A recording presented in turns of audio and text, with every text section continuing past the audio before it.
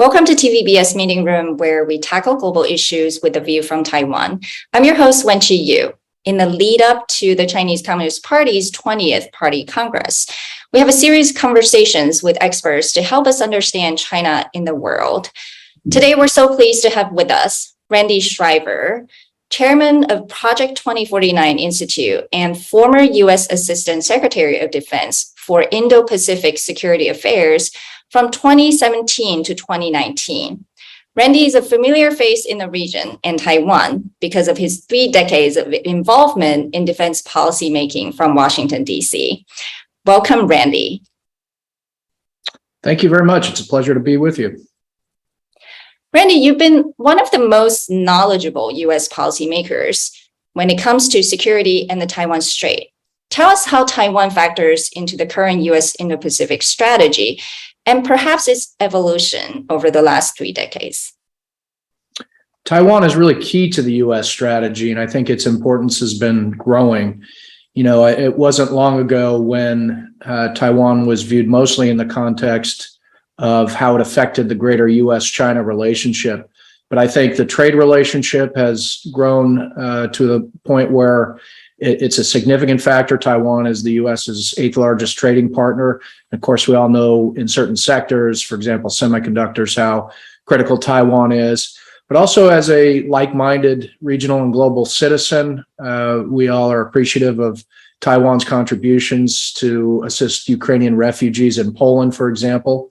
And then finally, Taiwan's strategic geography. If you look at all the contested areas and areas of interest of the United States, whether that be the East China Sea and Taiwan's proximity to the Miyako Strait and the Ryukyu Island chain and the disputed areas of the Senkakus or Diaoyutai Islands. If you look at the South China Sea, where Taiwan is a claimant itself, but also adjacent to those disputed waters.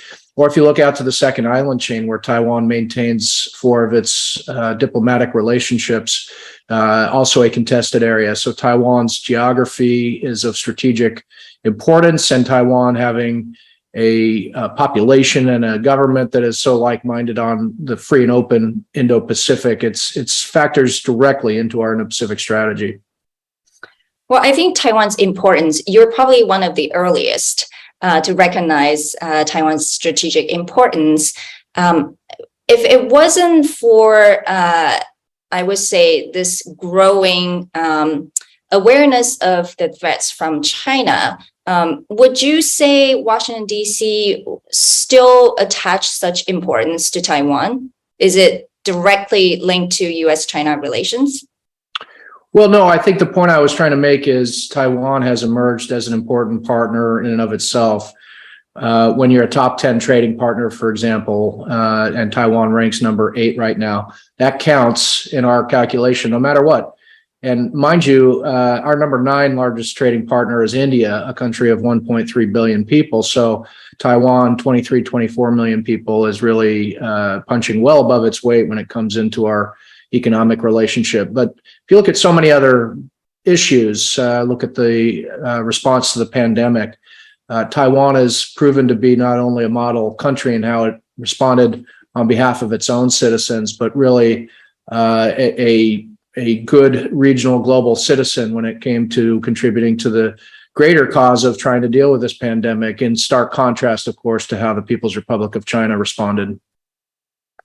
Well, you know, it's taken a while, I would say, for Washington, D.C. to kind of have this recognition of the importance of Taiwan. And you serve in the Trump administration. Were instrumental in crafting and leading the implementation of the Indo-Pacific strategy, which really shifted the U.S. long-held policy toward China from a strategic partner to a strategic competitor. Was it hard to change the mindset in the Pentagon down to the service level? Well, I think it's actually work that continues, particularly when you look at across the whole of government into other agencies. I think, for example, our economic and trade agencies may be lagging a bit behind still, and still are at least conflicted in terms of the approach to China. But look, I think it was an evolutionary process. I think there were those of us in the 90s that regarded China's military modernization with concern, with the coercion of Taiwan that dates back decades. And we saw it in a very acute way in 95, 96, culminating in the March 96 missile exercises. So it's been an evolutionary process where minds have been changed over time. And of course, the biggest factor of all has been Chinese behavior and the more assertive and aggressive positions China is taking in the region. So I think we're at a point now where there is a consensus and a center of gravity. It took time, but I think the greatest accelerant of all has been Chinese assertive behavior over the last few years, and that really has tipped the balance. Well, Chinese behavior, as you said, is a major factor in changing the dynamics. But there's also a growing debate in Taiwan whether Taiwan's security is truly a key national interest to the United States. And this debate has led to the question, how much can and should Taiwan rely on the US, and what Taiwan needs to do to defend itself? What is your view? Well, first and foremost, Taiwan is responsible for its own defense, and I think Taiwan should take that obligation very seriously, and all that entails, including making the appropriate investments in defense needs. But look, it's in our law that Taiwan's well-being is in our interest. It says in the Taiwan Relations Act, any threat to Taiwan, including economic threat, is of grave concern to the United States and the region. But it goes well beyond law. It's really in our interests. And if you need any proof, look at how the U.S. has always responded, whether that was 1950 and sending in the 7th Fleet, whether that was 57, 58, the offshore island shelling campaign where the United States provided logistic support, whether that's 1996, as I mentioned, sending the 2 carriers to the Taiwan Strait around the time of that missile exercise. I think we have a track record of supporting Taiwan, and I think our interests favor that. We have a president who has said not once, twice, 3, or now 4 times that we will 4 times defend Taiwan. So I know for countries that are dependent on outside powers for their own security, there's always a little bit of anxiety about will that support be there when we need it most. But I think the United States interests, our law, our track record, increasing regional support, including friends like Japan. I think all of this weighs in the favor of the United States doing something to support Taiwan if it finds itself in that kind of position. I'm going to follow up on your mentioning of President Biden's 4 times saying the U.S. will intervene militarily. Your thought, do you believe the U.S. will do so? And if you were to return to the government again in the policymaking position, will you commit that the U.S. will intervene militarily should China invade Taiwan? Well, even if I return to government, that would be the prerogative of the president and the Congress. So I'll leave my own role out of this. I think you have to take the president at his word, and any of us can misspeak once or twice. I don't think 4 times is an accident, and he's certainly somebody with a personal history here. He was in the Senate when the Taiwan Relations Act was passed and voted for it. So you have to take him at his word, and so I think there is a commitment there. Now, so then why did the White House walk back every time when he said that? I think what the White House has said is there's no change to our one China policy. And at its core, that's true. We have a diplomatic relationship with Beijing and the People's Republic of China. We don't have a formal diplomatic partnership or alliance with Taiwan. That remains unchanged. But in a way, the one China policy, the degree of clarity or ambiguity, all of that has always been dynamic. And so I think the White House is probably trying to adapt to where the president clearly believes our policy is. But I again, take everybody at their word. I think the core of the one China policy is intact, although certainly its significance has been diminished over time. Again, given China's behavior, our one China policy was always predicated on reciprocal commitments, including China's commitment to fundamentally approach the Taiwan Strait with peaceful intentions and actions. And how would you say China's intention and ultimate goal regarding Taiwan has changed or not over the last few years? It seems that the aggression is perhaps some indication that China is getting anxious about Taiwan.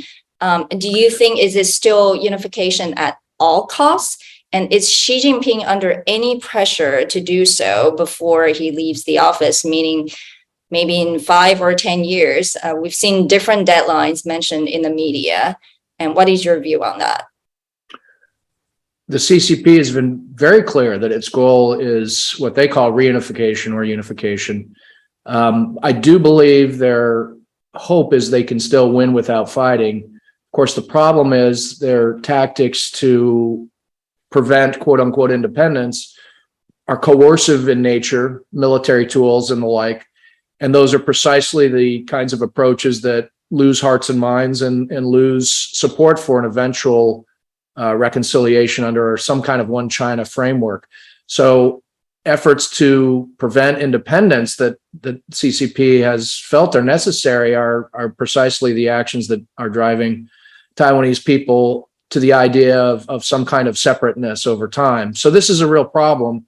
The Chinese haven't figured out how to get out of that cul-de-sac, so to speak. I do think ultimately they understand that conflict and war would be extraordinarily costly, even if successful. And so there is some level of commitment to trying to win without fighting. Does Xi Jinping have unlimited patience? Probably not. So I think it's even more important now to have a strong deterrent capability and support in the international community for Taiwan to continue to exist in its current status or better. And I think that exists in the United States, Japan, I think elsewhere as well. Do you believe there's some deadline within the CCP? I don't. When Hong Kong was going to revert, they had a clock in Tiananmen Square counting down to the very second, and that was, of course, a product of the 1984 joint declaration with Great Britain that gave us the date July 1st, 1997. I don't think that exists in the case of Taiwan. There might be some greater sense of urgency on the part of Xi Jinping, in that his own rhetoric seems to box him in a bit to doing something and quote, not passing it to the next generation. But I think because they need to have greater levels of confidence in their military capability, because they're still working to drive a wedge between the United States and Japan and Taiwan, because they still believe that they can win over some constituency in Taiwan for, if not unification, at least sapping the will to fight. So I think for all these reasons, there's probably not a precise deadline in mind. Well, does that mean do you think that China or Beijing still hopes a dialogue or some kind of talk would be possible with Taiwan? Well, clearly they're still talking to the opposition party. So my hope is that they would find a way to talk to the duly elected governing officials and talk to Tsai Ing-wen. Obviously, there was a meeting with the last president, Ma Ying-jeou.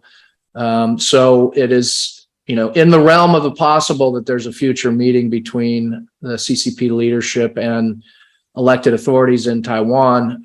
It doesn't appear that they're willing to make that compromise with the current TPP government. I think their preconditions are unreasonable and shouldn't carry any expectation of success. There's, I think, very little, if no chance that President Tsai will accept the 92 consensus. She's been very clear about that.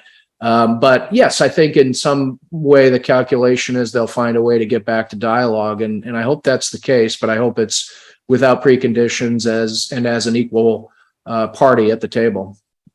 Yeah, if the criteria to bring both parties back to the table cannot be met, what would be some of the key factors in China's decision-making in terms of whether it's really going to make the move? Meaning, some kind of attack of Taiwan? And how would that look like? Well, we know what's in the anti-secession law. So they've said there's certain criteria that where they feel they would be compelled to use force. A de jure declaration of independence. I think it mentions Taiwan's pursuit of weapons of mass destruction like nuclear weapons, foreign forces on Taiwan. So we have to understand what is in their law and what they've rhetorically at least committed to. So would you say these are the hard red lines that the U.S. would probably agree as well? Well, I don't like to use red lines, particularly when I'm in no position to enforce them or honor them. I'm not a government. I do think it's important that we understand what's in their law and what they're, even though it's not a country bound by the rule of law, that is a signaling to us and to others of what they regard as very serious moves. I think there's another thing that's hard to measure, which would be at what point do they decide their approach cannot succeed? They're clearly driving hearts and minds away in Taiwan. They're clearly inciting a will on the part of other countries to be involved in supporting Taiwan. You know, at some point, does Xi Jinping say, you know what, this peaceful approach backed by coercive tactics is just not going to work? At that point, they still would have to have the level of confidence that their military can pull it off. Taiwan is a hard target, 100 nautical miles of water, mountainous, inhospitable terrain, unfavorable sea conditions for much of the year, very few good places for embarkation for amphibious assault. So it's a hard target, and this is a PLA that hasn't seen combat since 1979. Mm-hmm. So they'd have to have some level of confidence they can succeed. So what would it look like? I'm of the view that anything short of an invasion doesn't work to achieve their political objectives. You know, taking an offshore island or a limited attack or even some kind of blockade. I don't believe Taiwan capitulates and comes to some political settlement. And so that's really a problem. That things short of an invasion probably don't reach their political goals. So that really puts a added element of risk into this whole thing. So again, keeping them in a place where they don't have the confidence they can succeed militarily will be very important. Well, clearly, Taiwan Strait is now a global risk. We've seen that, you know, from Quad to NATO, Taiwan is on everyone's mind. So how do you feel about this new development? And in addition, you know, there's also the semiconductor industry. The world recognizes that the concentration of semiconductor manufacturing technology in Taiwan may not be the safest for the world. But President Tsai also said that shouldn't be a risk factor. And your view on all of this? Well, we can debate whether or not it's a good idea, but the fact of the matter is that's where we are. And to alter that landscape is not done cheaply or easily. So Taiwan will be the center of the global supply chain for semiconductors for as far as my eyes can see. I think all the things I mentioned about U.S. interests and support for Taiwan apply to other Western-oriented countries, like-minded countries. All the concerns about China's behavior are there. So I think as we've grown to appreciate the importance of Taiwan, so have others. I was in Europe not long ago, and it's clear that their anxiety after the war, after the Ukraine-Russia war. Yes, I was going to say it's clear that the anxiety level about China is increased, and you know, frankly, it's not about in Europe. It's not about concentration camps in Xinjiang. It's not about excessive illegal claims in the South China Sea or East China Sea, and unfortunately, it's not even about applying pressure and coercion directed at Taiwan. It's China's backing of Russia in the war in Ukraine has really got Europeans concerned.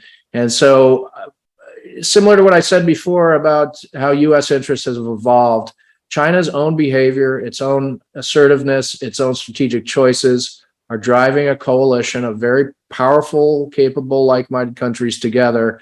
And in many ways, that involves supporting Taiwan. Well, thank you so much for taking the time with us to speak to our audience. And of course, for your long-term commitment to the peace and security of Taiwan Strait and the Indo-Pacific region. Thank you again. So take good care. My pleasure. Okay.